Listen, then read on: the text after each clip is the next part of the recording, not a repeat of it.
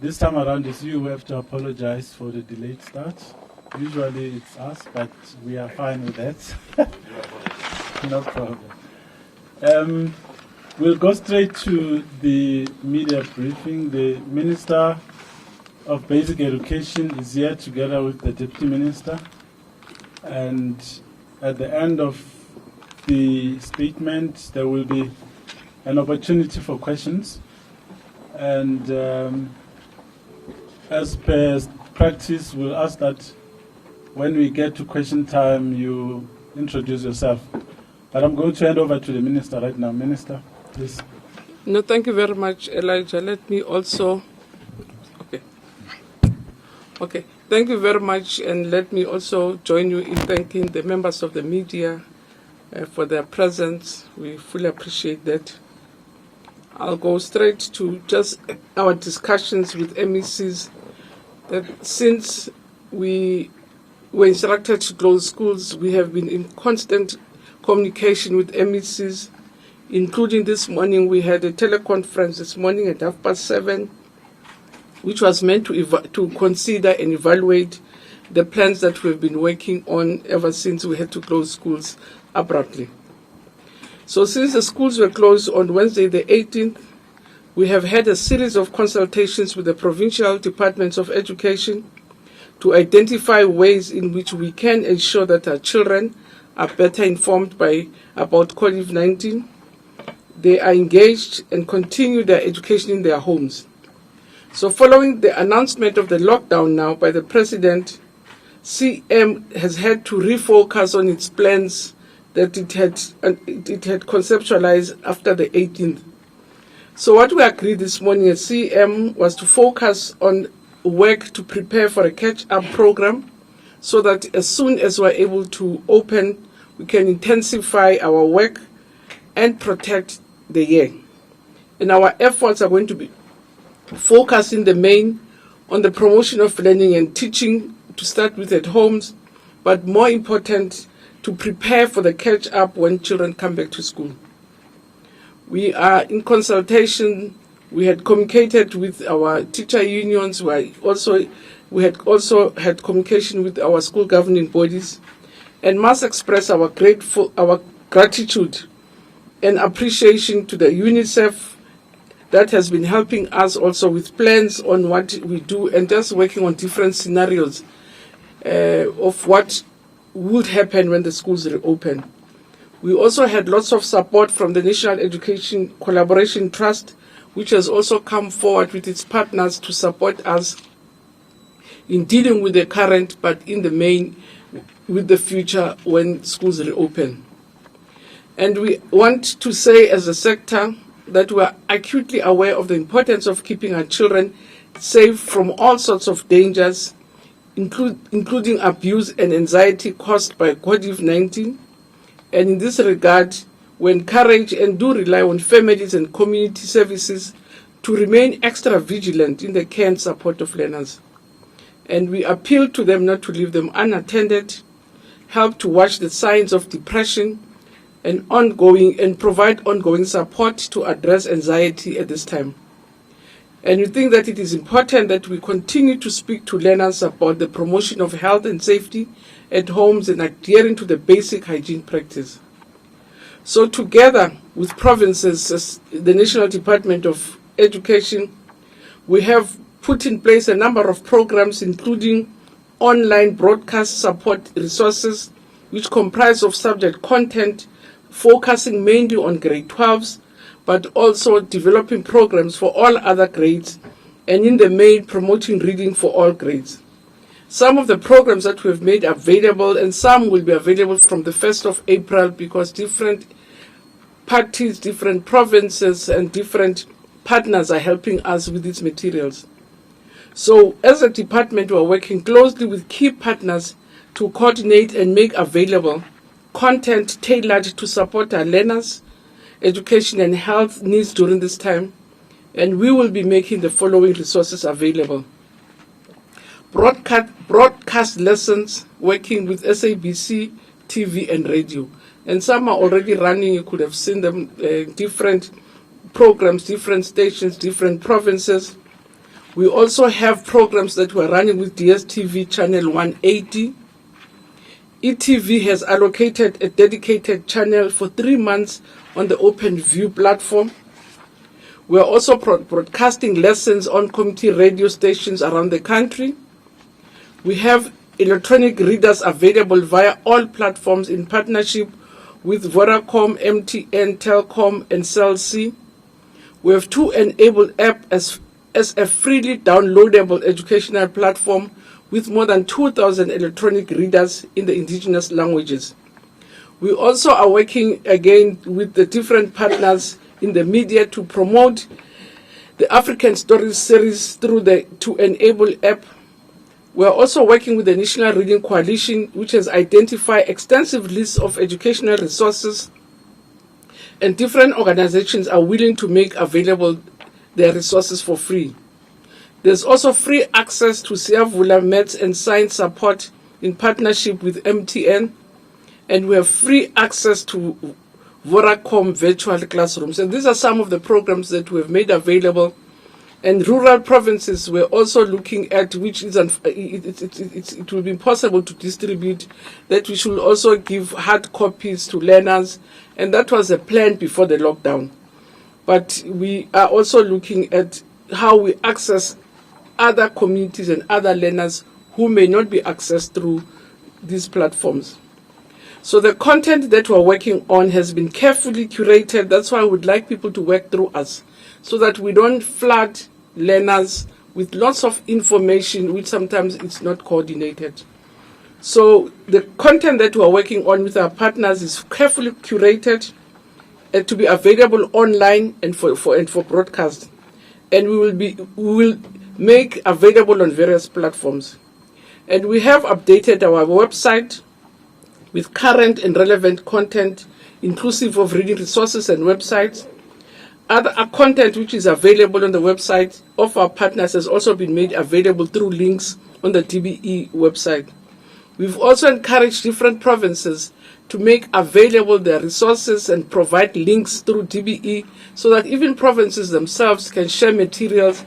The curriculum teams from all provinces are working together. As I said, our appeal is that let's work through a very coordinated system so that we don't throw lots of uncoordinated information to our learners. So we are really appealing to parents and teachers and learners to visit the website.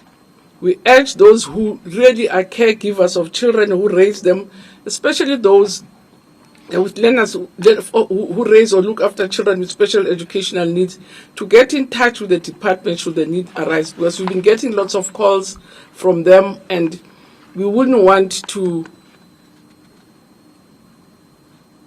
prejudice the well-being of children with special needs, but we also would not want to be the ones who are encouraging people then to move around and say they're looking after children with special needs.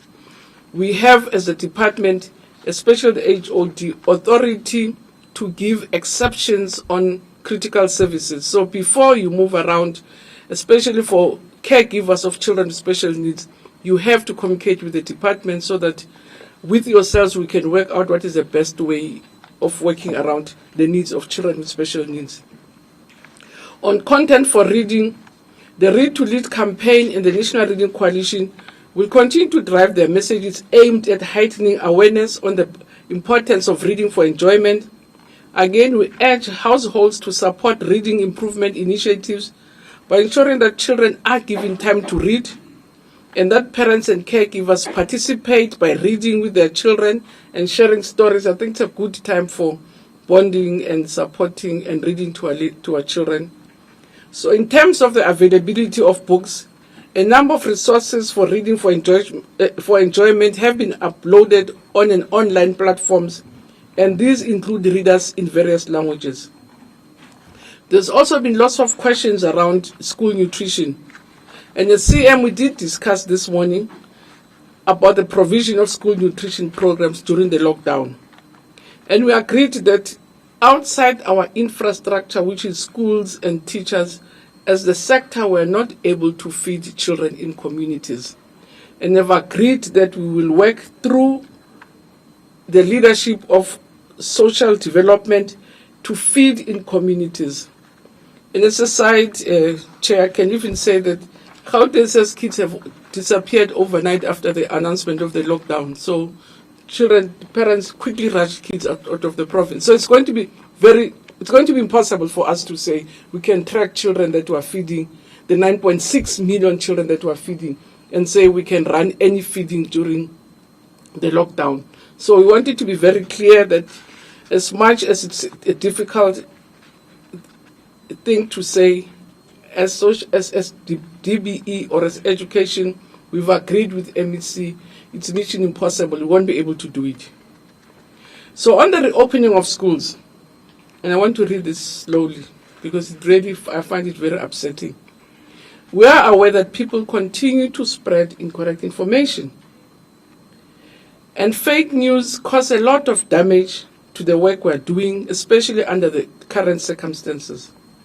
We humbly and strongly, at the same time, urge members of the public to desist from spreading false information about when schools will reopen and on any other matter. That's why I say even teaching, if as far as possible, if it can be coordinated through us. So there is no truth to what has been circulated on social media about schools reopening in September. So we request the public to ignore any other information which is not communicated officially by DBE and dismiss it with the content it deserves. The truth is that, as MECs in our teleconference this morning, we extensively deliberated on the preparations for the opening of schools after the lockdown is lifted. So the exact dates for the reopening of schools for the start of the second term will be communicated officially later, and it's going to be dependent in the main by how, as South Africans, we carry ourselves during this lockdown. That's what is going to determine whether the curve flattens or it doesn't flatten. So we're going to be guided by the Department of Health to say, indeed, we think we can really leave the lockdown, children can go back to school. So when our children go back to school, it's all in our hands during this period after midnight, that people, as much as possible, we're appealing to them to observe and respect the lockdown. So as the Department of Basic Education, we're finalizing a standard operating procedure for basic education sector to provide guidance to schools and education offices on how to prepare for the opening of schools. The department is in discussion with the National Treasury and all our provinces on the provision of minimum health packages for our schools. Again, we'll provide more details, and that's what we're working on with provinces, and also getting the command centers in provinces to make sure that we can really deal with some of our major challenges around health in our schools.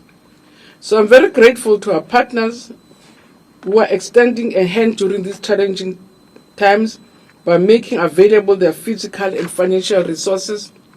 We welcome commitment of support from partners such as Old Mutual, which has pledged 50 million to support the education program. UNICEF and others have made inquiries in terms of how they can assist us. All education-specific contributions processed by our department, such as materials and platforms, will be registered with the Solidarity Fund established by the President, so that any other pledge we're channeling it through the Solidarity Fund, including even offers for feeding learners. We've referred those to the Solidarity Fund so that they can be processed through social development, because we'll have no capacity to receive them and even to use them. So the schedule for broadcast of lessons is available on the DBE website as well as on social media platforms. We can tune in to any of the listed radio stations and TV stations to benefit from the programs that have been prepared for the children and their parents or guardians.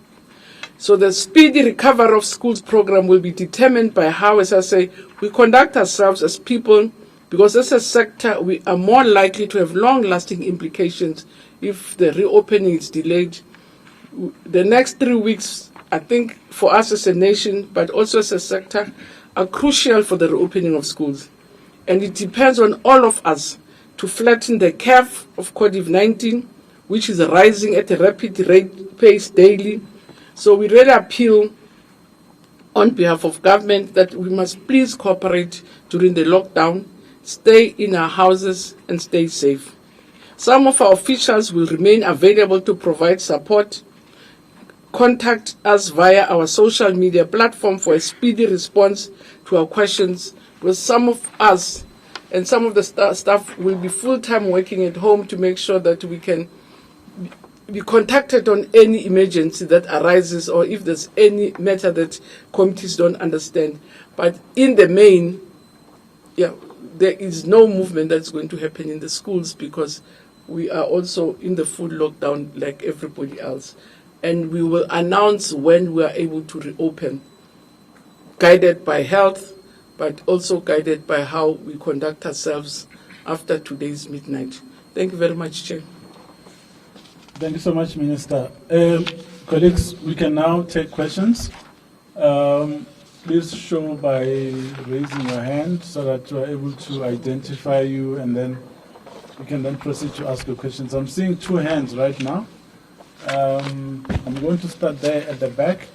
Please identify yourself and then ask your question, and then I'll come to you.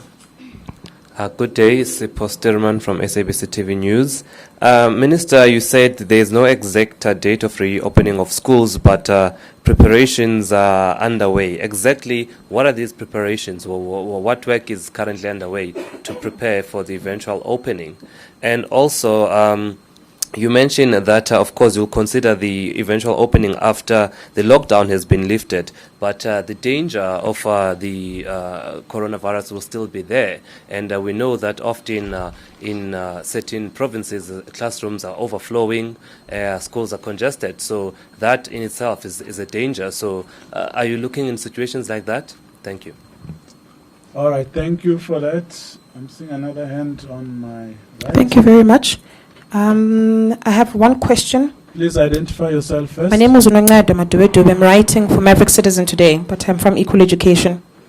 I wanted to know if there are, because you spoke about skeleton staff being left inside the DBE, and I'm wondering if there are places where there's a consideration around safety protocols for school children inside their communities during this time, and if there's something the DBE would take on quite deliberately. The reason we're asking this is because we're wondering who inside the DBE or anywhere else in government is going to be helping with the delivering or dropping off of hard copy materials. How are people going to be able to know how and when to get a hold of the HODs, as you've spoken about, like a centralized, streamlined approach from the DBE? And how do we ensure that children that are in the peripheries of highly density areas or the rural, peri-rural urban areas are able to still receive the National School Feeding Scheme? And is that responsibility then being passed off completely to the DSD? And we'd also like to know if the DBE and Provincial Department of Education are going to make their websites data free so that learners can access the resources you speak of. Okay.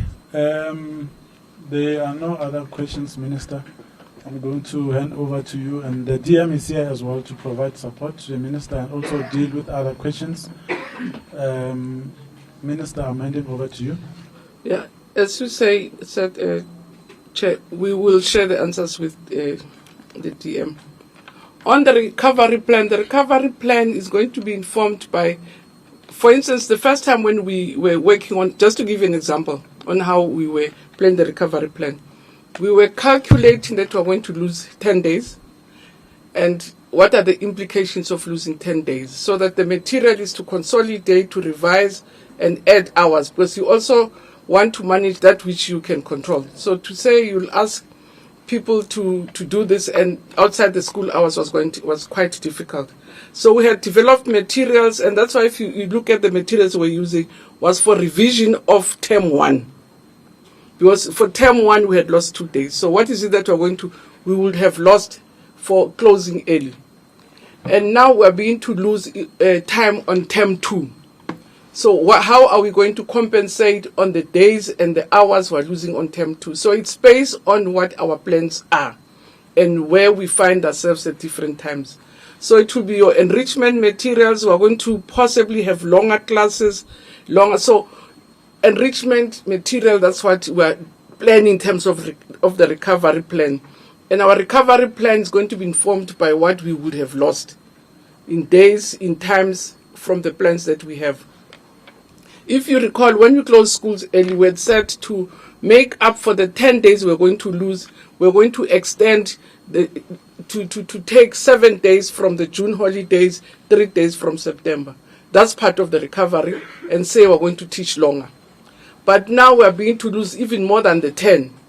So what is it that we do then to compensate? So, and that's why we're in constant communication to say, what are we losing which we have to recover? We're losing time, right?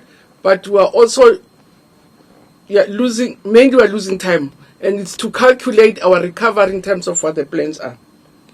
In terms of when are we going to come, what are the health risks, that's what we were discussing with MECs to say, in some centers it will be like the deconcentration. Most of our schools are crowded in terms of boarding schools. There are more learners close to each other. What plans will we have by the time we reopen? Again, talking about the real world, because we can't, and I can't expect provinces that if we open schools, say for argument's sake, we open in the 16, they would have created more spaces for deconcentration. But it's one of the factors that we have to look to say, what are the different health protocols in the context we find ourselves, we will be able to realistically put in place.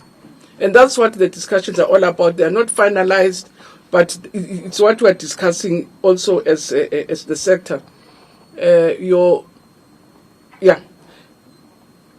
We had to do an audit of the availability of water, for instance, to say, I had to ask province to say, to give me an audit, which school, whether it's not running water, has no access to water.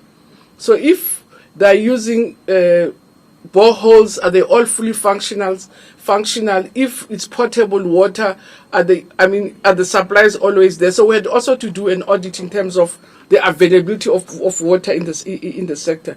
But we have not, and that's what we're engaged. We have not finally finalized the health implications of us reopening at any other time, but opening we have, and that's why we have to look at it. In terms of, there's no skeletal staff. It's lockdown. You see, after 12 midnight, all of us are in houses. No one is moving. We're not distributing anything. There's no one who's distributing.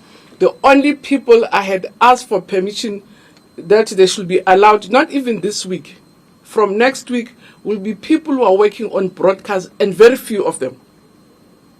Right? Very few of them. So there's no distribution, and that's why I would say there won't be any feeding. There's no one's going to be feeding, because it means then there's no lockdown.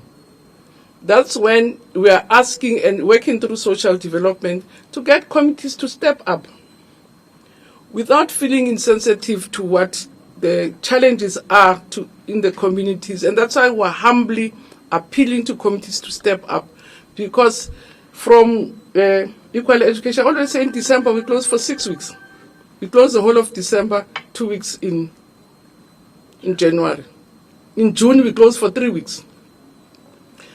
So we shouldn't underestimate the capacity of communities themselves to be able to carry themselves. We know there's going to be lots of distress, and that's why social development is looking at how families and communities in distress are going to be assisted. But we definitely, and that's why I mentioned in the statement, we feed 9.6 million children every day. There is no way under the lockdown we can pretend that we can do it under lockdown. It's not going to happen. Social development is looking at measures, and they'll speak for themselves, of how they assist communities, because those kids are already in communities and families in distress, but we won't be feeding at all. We won't be distributing any materials at all. And that's why the recovery program is not only focusing on your ICT platforms. We are counting days and hours we're losing, and say, when the schools reopen, how do we make up for them? Are we going to, because we're even obviously having to change our school calendar, right? Is that what we're going to do to save the year? So those are some of the things we're talking about, but anything that gets us to move it's not going to happen. Anything that is going to happen is what is going to happen through ICTs. So when we say people must talk to us, they must communicate with us through ICTs. Don't expect that we get officials in the office. There won't be officials in the office after midnight today. There won't be anyone. There will be, from next week, permission for a few officials who are working on the ICT platforms for limited hours, and safety protocols have been put in place. Anything else, anything moving, there's nothing moving on our side after midnight today. So, Tim, I'm not sure if I left anything out, but really want to emphasize that after midnight we're not moving. Minister, I think you have covered everything. Yeah, I think you have covered everything, except there's this question of free data from basic education. I think Minister mentioned that there's Vodacom virtual classroom that is free for our learners. And the issue of school nutrition for rural, our learners are learners, all of them, whether rural or from townships, because poverty is not only in rural areas, is there and it's rife in townships, especially in informal settlements. The way social development is responding when schools are closed, because there are NGOs that work with social development that are feeding the learners, that will still continue. Minister, I think how South Africans collectively respond to the call of the lockdown will determine the spread of the virus. And if we all positively respond as South Africans, we will change. The spread will not be as we suspect that it will grow. It will be minimal, because we have been informed and everyone have been educated how to behave and how to respond to this. So I believe that if we really adhere to all what the President has said and the Department of Health has said, we will win this virus. Thank you. Thank you, Minister. Just on the issue of the zero rating, most of the material that the Minister has spoken about is freely available. For example, the Vodacom virtual classroom, it's zero rated, and the content that is there is grade specific. So if you were to go to it, whether you have data or not, it doesn't matter which network you are using, you will be able to access all the content, which is good quality. We've been using it for some time, so it's reliable. If you were to go there, you wouldn't need to access the website of the department. I thought I should just make an addition to that one, Minister. Any other questions, colleague? I'm seeing two hands again, three now. Okay, let me give fresh hands. I'm seeing you, Zan.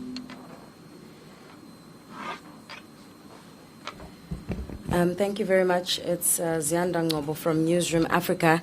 While it is admirable that you will have all this learning material available online, I think some of the concerns, even from parents, is how are you going to be assessing, the pupil's ability to grasp the particular content that you're going to put online, because that's exactly the role that's played by teachers to ensure, different pupils have different, learning capabilities. So when we do eventually come out of the lockdown, what preparations are you putting in place for the teachers, but also for the pupils to ensure that, yes, this content was online, but some pupils may not grasp the content the same way as others would?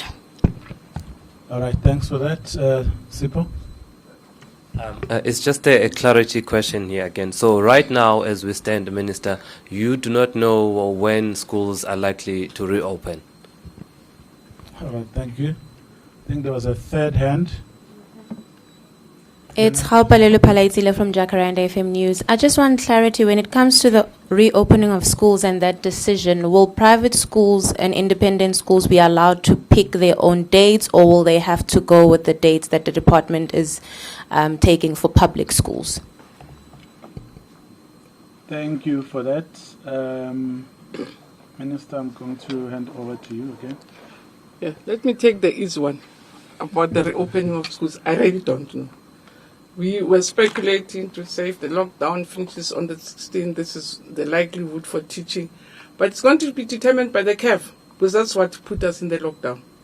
So if it flattens and health says they think it would be wise to move out, that's when we will be able to say yes, indeed. But now the lockdown has not started. We will monitor as the center that is monitoring the spread of coronavirus, and then we'll be able to communicate with the public to say we are still experiencing a spike. Maybe it's not safe to still send kids back to school. Because if you recall, even before the lockdown, we are the first that were requested to close.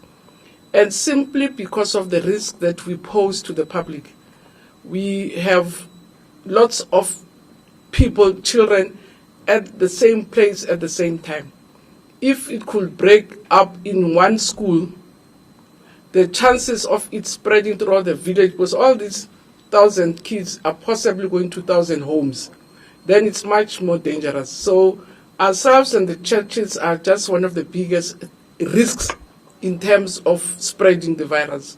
So the answer, I don't know. We're going to be informed by, as I say, health from an ICD in terms of their estimations to say, indeed, can we go back as education, as I said, because of the risk that we pose as the sector, but also the risk that we have as a sector, especially primary schools with younger kids and all sorts of things. So the long and short, the answer is, I really don't know. But we will communicate on an ongoing basis from monitoring after the lockdown, how things are going, and I think the Minister of Health will give us direction. In terms of recovery, that's why I explained that our recovery in the main is informed by our losses of time. So I will not be able to account for things that I cannot control. For instance, we are saying, and that's what we've been agonizing with SSS MECs, that if we say people have to use ICT platforms, there are assumptions that we're making that we know are not real in the real world, are not even possible. Because some of the programs, some households have got 8 school-going kids. So if we say the grade 8 at 9 to 11, the grade, so it means the whole day, those 8 kids have to be exchanging time and listening to different programs. It's not something that you can guarantee will work as effective. So there are lots of shortcomings with your ICT platform, but we're saying we are not going to hopelessly say everything won't work. So we'll see what we can as an interim measure. But our recovery plan is informed by that which we can do ourselves with learners. And that's why we're counting dates, we're counting hours to say we've lost 10 days. 10 days means the following, but so we're going to have to assess them. And that's why we're looking at extra days, extra hours in schools, not in communities. These are just extras that we are looking at and say children who have access, who can access these resources can, because in rural areas where even if there's a radio, it belongs to Gogo. To think now all these grandchildren will be taking the radio from Gogo the whole day, it's a school in the classroom. It's assumption of a certain order, which we know is not so much available in your high density, but in home states where there are more people. So, and that's what in the statement, I say our main emphasis on the recovery. It's recovering lost time in terms of days and hours we're losing and planning around those. To say if we have lost 10 days, are we going to be able to add 10 days on the calendar? No. If we've lost, because we also don't want to teach children right through and not give them a break. Are we going to, teacher unions have proposed, have agreed that we'll have longer hours. Again, don't want to teach for longer hours that kids cannot cope. We are looking at enrichment programs. We're cancelling some of the activities that we normally have that disrupt the schools. And that's what is going to inform our recovery. These others are just going enrichment, but it's not our basis for the recovery program. Our recovery program is our contact with learners. And that's why we're counting on the basis of contact. So we won't assess that we have not taught. We won't evaluate what we have not taught. We'll only assess that which we had done on a face-to-face, in a structured classroom, in a formal setting. And that's what is going to inform our recovery program, because that's what we can reliably work on and not any other thing. Jim? Thank you, Minister. Private schools and independent schools, they are owners, they live in South Africa. They adhere to the laws of this country, Republic. And again, they will adhere to what the Department of Basic Education is saying, because we are one sector. They don't operate somewhere where we don't know. Indeed, a teacher cannot be replaced. A teacher will always be a teacher. And when we say, Minister said that there will be lessons from SABC TV, radio, community radio stations, those people that are in those radio stations are professional teachers. Whether they are subject advisors, but they are professional teachers, they know the curriculum, they know even the curriculum coverage as to where are we now. We are still in the first quarter, this is what we should cover. And as they are teaching there, they also make some assessment. Yes, they may not be as effective as in the classroom situation, but even the learners, because it's not just that they've been given workbook and were left alone. Yes, reading, parents must help them. On workbooks, they must help them. But on those other medium, the professionals also give answers to the hard questions which they encounter. Thank you. Yeah. So just to emphasize what DM has said about private schools, we have a very healthy working relationships with the private school sector. And I'm sure we won't have difficulties with working with them on getting them to reorganize their school calendar, because even ourselves, we have to reorganize and re-gazette our school calendar. I'm sure even themselves, they will calculate that because they work on 3 terms, not on 4 terms, what is it that they need to put together. The bottom line is what DM is saying. They can't come forward and say, parents pay us, we're a private sector, we're opening. They can't do it. They will only reorganize when health says we're lifting up the ban on children going to schools. They can't do it outside that. We can't do it outside that. But I have no doubt that with them we'll be able to find a workable solution on how they reorganize and re-gazette their year calendar. Yeah, thank you, Minister. Maybe what we must also say is to encourage all of us to go read the regulations that are governing the environment we are currently in. Because even on the issue of private schools, it's there. Right now, the Minister of Basic Education can determine what happens in both public and private schools. But the details are in the document, and I think it's important that we all make time to read and understand what is currently prevailing under the current situation. But just also to say that the basic education system is large. Even as we ask our questions about other possibilities that we are considering in terms of solutions, we need to remember that we have 13 million children who are in 25,000 schools, public schools. Right now, with private schools, it's way over 30,000 schools. And we have over 430,000 teachers in 9 provinces and 9.6 million children in the school nutrition program. So it's a massive undertaking that is out there for us. So when you have a solution, please take that into account, even as you suggest that to us. But just to add also that we will remain available online. As the Minister said, we are not moving, but we'll be available online. That's why we're also suggesting that our social media platforms are a good platform for you to get in touch with us in case you have any other questions that you might need to ask us. We'll be there available all the time. And we'll be able to respond to all other questions. One last round, if there are any questions that might have arisen after the ministers have spoken. I'm seeing one hand. Is that the last hand that we have? Any other questions so that we can close? All right. I'm going back to Nangap. In line with just what you were saying now, Elijah, this idea of South African citizens or people inside South Africa now wanting to play a role in making sure that our school communities are protected during this time. So the first thing is that I hope the minister, together with the MECs, can think quite deliberately about watching the work of SAPS and South African Defence Force inside our school communities as the lockdown sort of starts to midnight today. Children in particular and young women who could be teachers, school personnel or not, will be in trouble during that period. And so that's why I was asking about the folk that are helping with safety protocols for the protection of children in particular. And I wanted to just clarify with the minister that so the shows that are going to be on TV and radio stations are all still revision of term 1. Because what we've realized through talking to young children in different parts of South Africa is that work is continuing and in different degrees depending on which school or the kind of school that you go to. So schools in quintile 4 and 5 are carrying on with school curricula as normal as they can. And so I'm just worried about perpetuating deeper inequalities as we go back into the school program post-corona.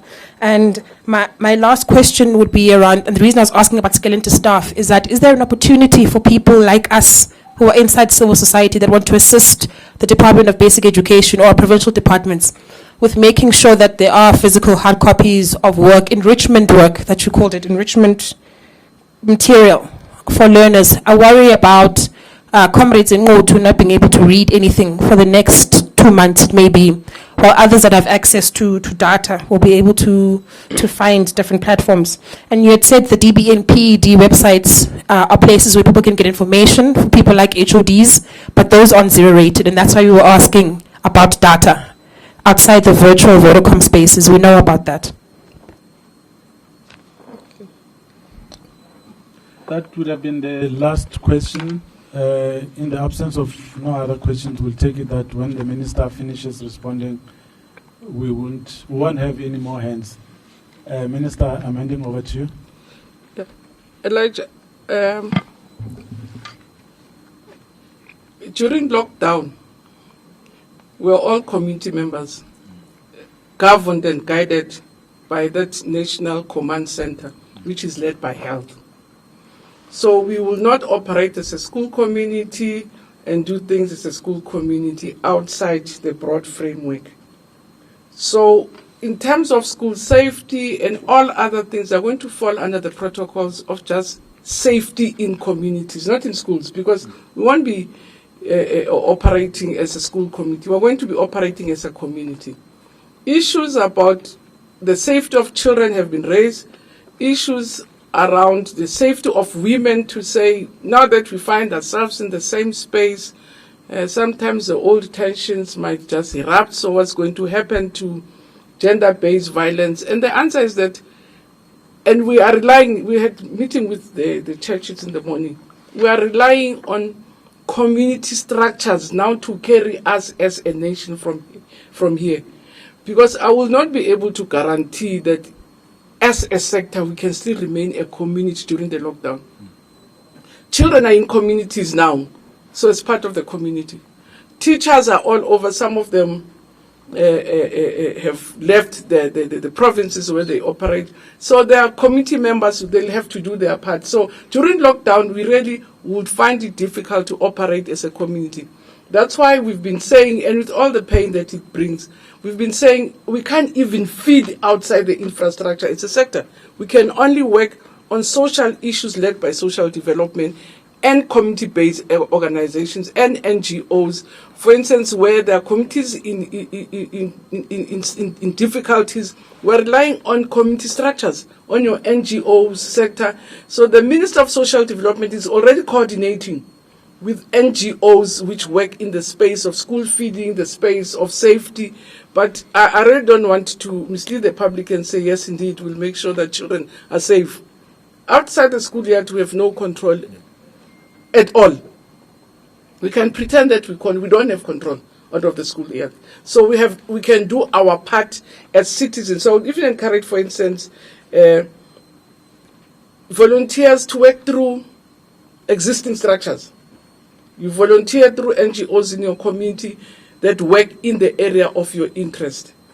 So in terms of how we curate the materials, that's why I say it's good that we work with provinces, with districts, with schools, so that it's not everybody doing what they think should be done. What we had discussed with MECs, we're calculating the time we had lost in term 1. That's why until this week, what we are going to focus on is going to be revision, because that's what we would have lost in term 1.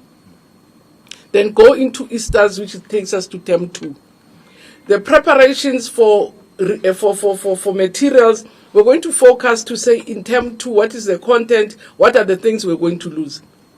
But what you are correct about, it's about perpetuating inequalities, which unfortunately I think at this moment are out of our control. I know of schools, for instance, and these high-performing schools, even in townships, by grade 11 they've finished the curriculum for grade 12.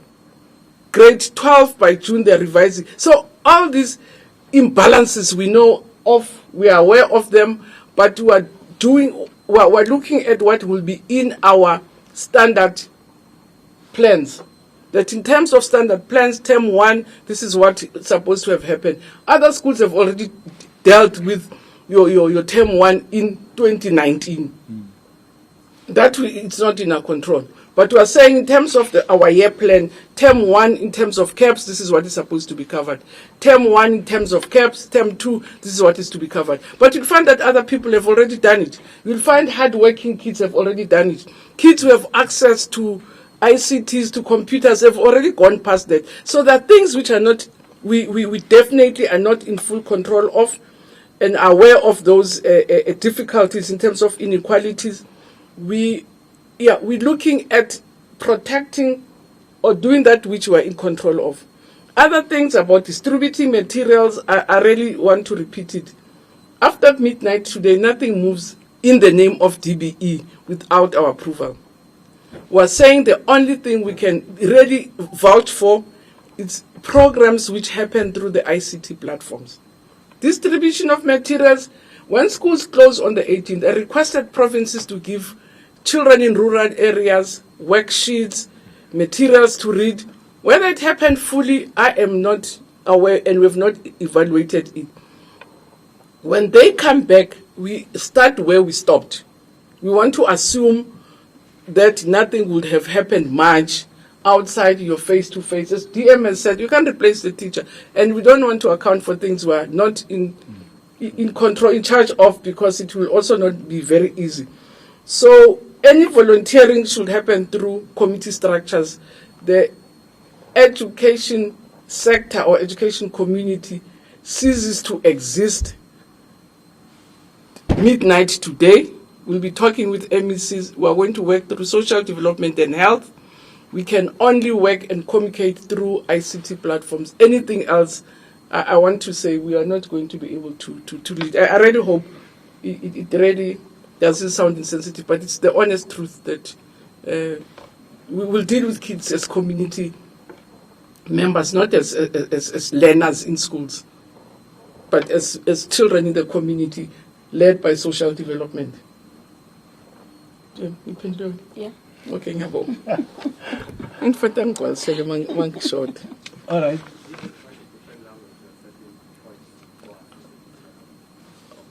Do you want it now? Schooling is soon.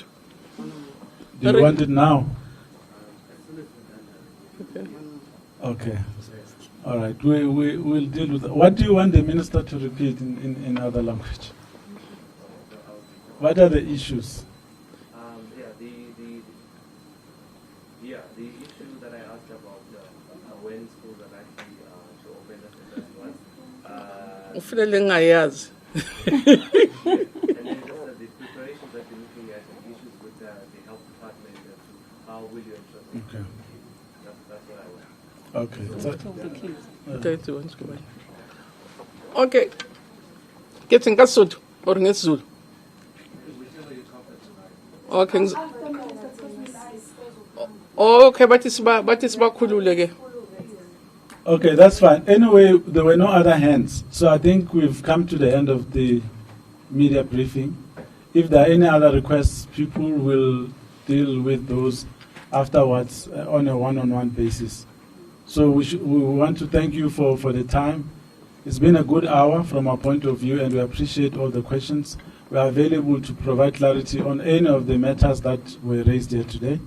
And thank you so much. We really appreciate it. Thank you, Minister and Deputy Minister. Okay. Thank you.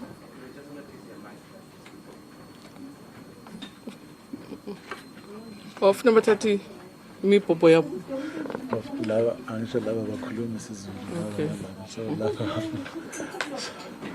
Okay.